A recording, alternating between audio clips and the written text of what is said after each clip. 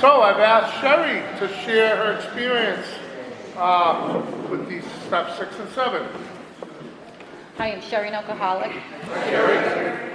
I've been through this process with 2 Big Book Step Study sponsors, the loving God. I've made all of my amends, practiced 10, 11, and 12 to the best of my willingness on a daily basis. Matt, thanks for asking me today. Really good to be here this morning. I thought it was on a different step, so then it took me a little bit to get my bearings again. And of course, it was, like 8 sentences to read, so I didn't have a lot of time to think about it, so which I guess is good. I'll just start by saying that, just looking at the time here, I don't want to go over. I'll just start by saying that I found Big Book Step Study when I was about 20 years sober. I had been through the steps another way and didn't really think that I needed to do the steps again. I had done several 4th steps in a garden variety of formats. And I was very active in, what we think of as open AA, general AA, whatever you want to call it, which I still love till this day. I love all forms of AA. I'm just going to say that right now. I am not, I don't discriminate across AA, right? So I think that every type of AA meeting has a very good purpose. And so I was very active in AA for the first 20 years. And then what happened was I had a friend who went through this work, a good friend of mine, and I saw a transformation in her that was just, it was miraculous, to be honest with you, what I saw in her. And I was intrigued, and I asked her to bring me to a Big Book meeting. And again, it was really just, because I was intrigued. It wasn't that I felt like, like you hear a lot of people when they come in, they feel like, they're desperate. This is kind of the last house on the left, and if they don't do something, they're going to drink. Like, I didn't feel like that. I loved AA so much, and I loved the idea of going to a Big Book Step Study meeting where I could just learn more about the Big Book.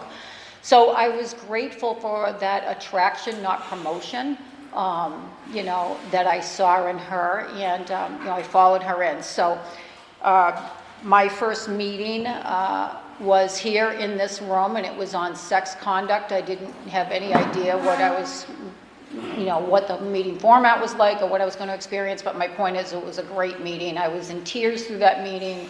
I felt like, wow, this is pretty raw, it's pretty vulnerable. People are very humble, and the recovery was just unmatched to anything I had seen anywhere else. And I mean, there's a lot of great recovery out there, with people who've never been through this work, but I hadn't been around a lot of that. So this was really a breath of fresh air, and I had made the leap and decided, I wanted to do this work.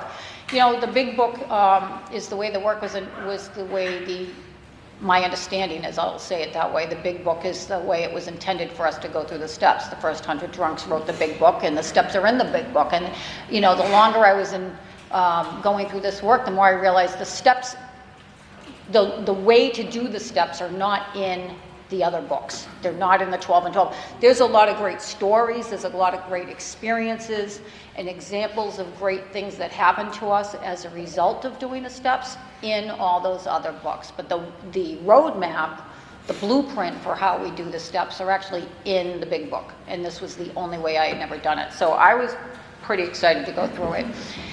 And, it wasn't, so I had somebody start me on the reading until I got a permanent sponsor. And then, that sponsor asked me, when I asked her to bring me through the work, she asked me, are you willing to, write every day? She wanted to make sure that I was committed to this process, because this is an investment of her time as well as, obviously, it was going to be an investment of my time. So, she was pretty clear for me to be able to bring you through this work. We're going to read together, then you're going to write. I need to know that you're going to be able to write up to an hour a day. I need to see you, maybe not see me, but she needed me to be at 2 Big Book meetings a week, and ideally, if she could see me at one of those, she would like that. I had no problem with any of that. I had no problem with the fact that I couldn't speak if I hadn't done the work this way. That's very important. We hear that in, in this meeting, if you haven't been through the process this exact way with a Big Book Step Study sponsor, we ask that you just listen. And I learned that that was for a very good reason, right? Because unless you have experience doing it this way, right, you don't really have anything to share, because this is a Big Book Step Study meeting. Like, these were all the things that I understood because I came in with an open mind, right? So I was okay listening for the first, many months while I went through this work. And it was actually good for me to keep my mouth shut, because, the first 20 years of AA, I was sponsoring everybody, and I was on commitments, and I was talking, but a lot of times it was a lot of gobbledygook, because I didn't have a lot of recovery. I did the best I could, but I didn't have a whole lot of recovery, So anyway, so I was committed. And the other thing was I was sponsoring other people in the program, and she had told me that she very lovingly told me I needed to give those people up, because I really didn't have anything to offer, right? Because the most important part of being a sponsor is guiding women to God, guiding them through the steps. And I really couldn't do that because I hadn't really been through the steps the way they were intended through this book. That was hard for me because I had a little bit of ego, but I did do that, and I did let those people go. Anyway, so I ventured off and did the work, and I was committed, and I did write every day. I took my book on vacation. I let her read my writing every week to make sure I was on track, and then did my 5th step with her, met her every week for 2 hours, took a couple months, got through that. But, the long and short of it, I was ambitious and I was driven. It wasn't to check a box, but I saw as I was going through this work that I wanted to get better. I started to see how badly I really needed this work, even though I didn't know it when I started it. So I was very ambitious going through this, and I wanted to turn every stone, and I wanted to really be committed to it. And because of that, I got through this work in about 4 months, and then it took me about 2 months to get through the 5th step, meeting weekly. And I'm grateful today that I relied on the guidance of my sponsor in terms of the format and how we were, the approach in terms of how we were going to go through that work, because it kept me accountable.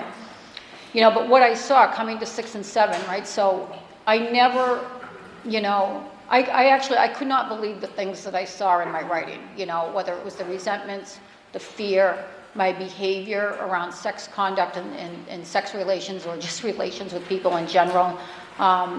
I was a lot sicker in that first 20 years of sobriety than I thought I was. I had no idea how sick I was. I can say today I had no idea probably how close I was to a drink, to be really honest with you. I didn't want to drink. I had no desire to drink. But my behaviors, I believe, eventually would have got me back there. I believe that. When I, till this day, go back and look at some of the things in my book, I got sober at the age of 21. It was very hard for me to look at this behavior and know that the worst of my behaviors were as a sober person. Very hard for me to look at that. Lying, cheating, stealing, just not a good person. And to not even be able to blame that on the booze was very difficult for me. But I saw that through going through this work. I didn't see that going through 4 steps and all these other versions that I did. But I saw it going through this work. So here I am, now I get through my 5th step, and, I'm at 6 and 7. And this is, even though I feel like the Big Book does it's such a disservice. It's like this long, but my God, it's like this is where all my troubles were. This is where all my troubles were. 6 and 7, getting through this work and really coming to terms with these behaviors, really coming to terms with these character defects and these shortcomings. Never looking at that before, never being accountable to those behaviors before. Even if somebody tried to call me on that, even in sobriety, I was defensive. I was shut down. I didn't want to see it. Even if I was, we'll just, let's say it was sex conduct, or fears. Even if I could say in those particular areas, well, I wasn't hurting anybody else, but I was deeply hurting myself. That is still a major shortcoming. And, so understanding 6, understanding all these things that got me into trouble in the past, even as a sober person, because that was the other thing. I used to be able to justify and say, but I'm sober today, or I'm sponsoring people, I'm going on commitment. I had all these excuses as to why my behavior should be okay because I'm sober and I'm not hurting anyone else. It's only hurting me, and if I don't care, then I don't care. So this is what's, going through step 6 helped me understand. And my sponsor did recommend, not only read step 6 in the book and 7 in the book, but to go back to the 12 and 12 and read it there as well, because the 12 and 12 does a really fabulous job at breaking down 6 and 7 as well. So I did read it there too. And, I needed to look at these character defects and these shortcomings front and center, which is why I was grateful for this kind of writing, right? Because I did turn every stone. I had to look at every one of these character defects. I had to look at every resentment, every fear, every sex conduct situation, even if sex wasn't involved, right? But I had to look at every one of these situations to see what was going on with me. It always came back to self-centeredness. It always came back to some kind of fear. It always came back to something I wanted. I was loaded with, jealousy and envy and selfishness. And, I really needed to see all that. So that was what was important about step 6, which was just really understanding these behaviors and seeing where they had brought me, seeing the damage that they caused other people, which then became part of my, 8-step list. I really needed to see this. Seeing the hurt that it caused me, seeing the hurt that it caused my family, because I really didn't, I was like the Tasmanian devil, even in these first 20 years of sobriety. I was just kind of blowing through AA, still kind of doing what I wanted, sponsoring people, as if it's sponsorship was a personality contest, about the numbers, how many can I sponsor, it kind of, I'm embarrassed talking about it because it kind of makes me sick when I think that's who I was as a sober person, but I also didn't know what I didn't know at the time, right? So whatever. But then it came time for step 7, and this is, for me, it was really where the rubber meets the road, as they say, right? Like now it was, okay, I understand all this stuff about myself, but am I really willing to let it go? Kind of like going from 2 to 3, right? It's the same thing, am I really willing to let these character defects go? In time, it doesn't happen overnight as a result of going through this work, it takes time. But am I willing to keep doing my work? And later on we hear about it, 10, 11, and 12. Am I willing to keep doing my personal inventories and doing these things and looking at this stuff on a daily basis, so that I don't repeat these behaviors? And, I'm perfectly imperfect, I like to say, right? Sometimes I'm gonna repeat some of these behaviors. Some of these character defects come back. I see it, I've seen it a lot. I've been on the other side of this work, I think almost 17 years now.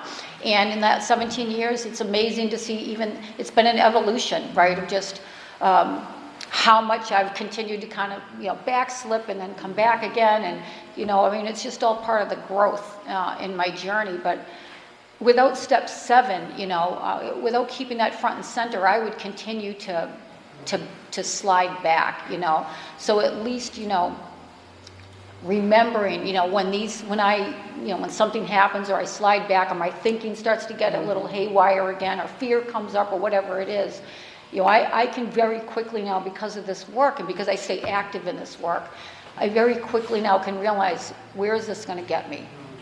Is this a self-serving deed or purpose that I'm doing here? Like, is this going to be harmful to somebody else? How would this land on somebody? How would I feel if this landed on me? The way that I'm reacting towards somebody else. Now I have these tools to be able to stop myself, and most of the time pause. I don't pause all the time. I can say, I really do my best. And if I screw up, which we're going to do because it's human, it's human nature,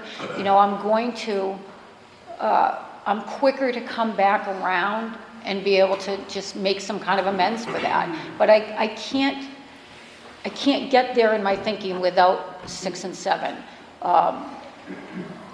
I look at these 2 steps now and I say, wow, not understanding 6 and 7 is the reason for everything I wrote in all of my notebooks. It's hard to believe that all of these resentments and all of the fear and all of the behaviors, all of these things that have happened that I caused were because of my inability to understand 6 and 7. Before AA, I didn't have any excuse. I didn't have any tools, but because I really didn't use, or I have the tools even those first 20 years, I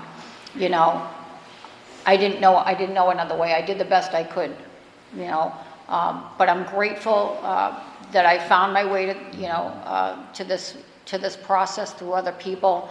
I'm grateful to be able to witness since I've been in this work. I've been able to witness a lot of people in their transformations, to be able to bring other women through and see their growth, honesty, and transformation going through this work.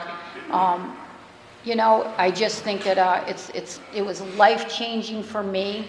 I've never walked out of a big book step study meeting and felt like that wasn't a great meeting, or, boy, it was all disease, or, whatever. I always walk out of here and I feel, just, awesome. And, and I guess I'll just end with, I have a friend who always says when he ends, if you like what we have, come along with us and enjoy the ride. So thank you for asking.